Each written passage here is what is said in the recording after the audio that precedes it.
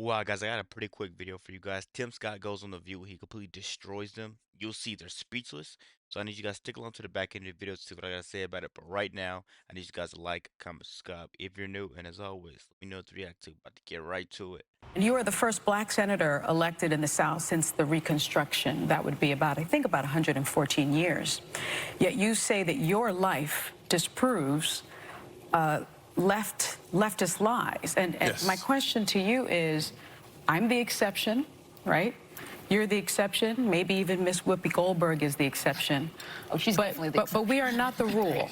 And so when it comes to racial inequality, it persists in 5 core aspects of life in the U.S. Economics, education, healthcare, criminal justice, and housing. At nearly every turn, these achievements were fought, threatened, and erased, most often by white violence. You have indicated that you don't believe in systemic racism. What is your definition of systemic racism? Let me answer the question that you've asked Or does it even exist in your mind? Let me answer the question this way. One of the things I think about, and one of the reasons why I'm on the show, is because of the comments that were made, frankly, on this show, that the only way for a young African-American kid to be successful in this country is to be the exception and not the rule. That is a dangerous, offensive, disgusting message to send to our young people today, that the only way to succeed is by being the exception. I will tell you that if my life is the exception, I can't imagine. But it is. But it's not, actually. It's been 114 years. Yeah, so the fact of the matter is we've had an African-American president, African-American vice president. We've had 2 African-Americans to be secretaries of the state. Kaylee, just one of his many incredibly thoughtful, reasoned, prepared comments throughout his time there on The View. It was phenomenal what Senator Scott did. He came locked and loaded with facts. He came across good-natured, charming, but strong. He went on to say, just after that clip, not only have we had a black president, currently black vice president, he said, I have a black police chief in my community, black head of highway patrol. There are black men and women who are anchors at ABC, CBS, NBC, ESPN, Fox News. And then he goes on to say we have black unemployment under 5% for the first time under a Republican president, 95% high school graduation rate. And he said yesterday's exception is today's rule. Sonny Hostin looked at him speechless. Nothing to say, because those are facts. Those are undeniable what he said. And then they were only left to, in the next block, for some reason, Whoopi and Sonny hugged and like cuddled. It was very bizarre. I mean, look at that, very odd.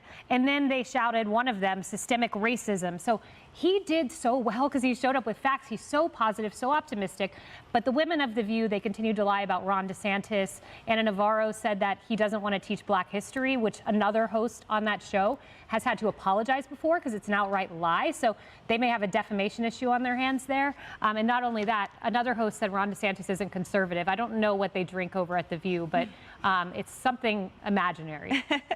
And let's just watch a clip of that guy, of one of the moments referencing Governor DeSantis.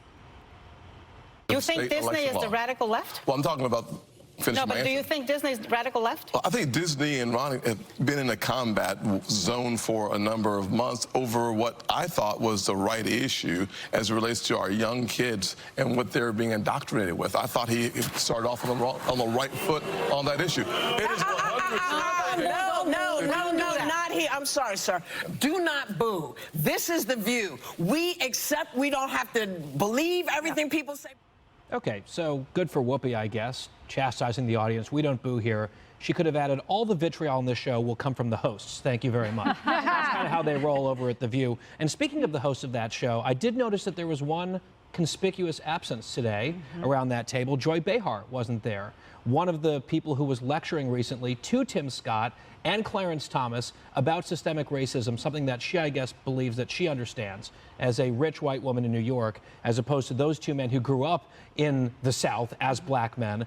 And I think perhaps Joy Behar could have benefited from sitting there and listening and maybe learning something from Tim Scott today, but she was playing hooky, apparently. Yeah, and you know, she's always off every Monday, Kennedy, but to John Roberts' point earlier on this network. Maybe she's on President Biden's schedule.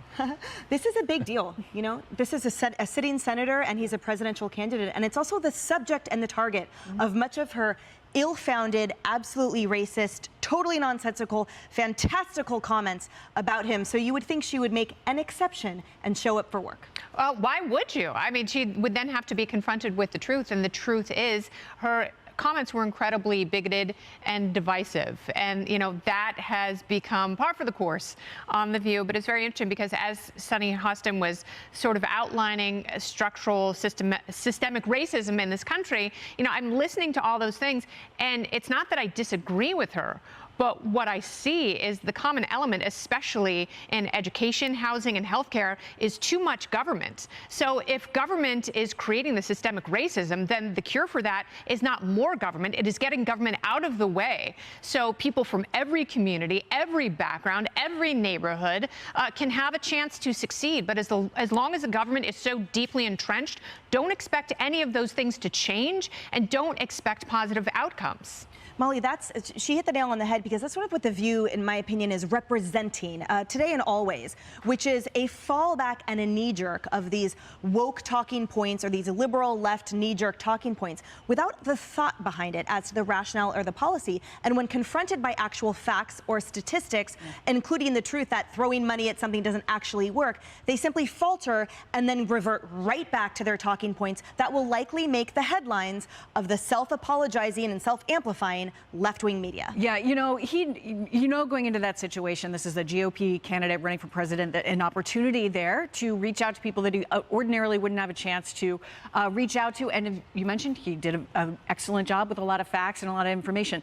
The one thing the big challenge, I think, is getting past this big discussion on race where he can just talk about being among this big swath of candidates and stand out. So first he's got to get past the, just kind of pushing back against every idea, every Democratic talking point, everything that's thrown at him. And then the issue at hand, where they had previously said all these terrible things and untangling all of that. So how does he make a dent forward and say, I'm your candidate, and make progress in that direction? I think it was a great opportunity for him, and he did perfectly fine there and availed himself well. But how does he stand out as a candidate is the next big question. Yeah. I thought he showed incredible grace under the pressure of, again, what was thoughtless, irrational, ad hominem attacks. All right. Wow, guys, let me know what you think about the video. This is the type of stuff they want you to believe in. It's not your skin color holding you back, it's your mentality. I'm amazed at some of the tier of people that they can get to come on this show when all you know is going to happen is they're going to talk over you, not let you speak, and always reply back with emotion. Let me know in the comments what you guys think about the video. Don't forget to like, comment, subscribe if you're new, and as always, let me know what to react to.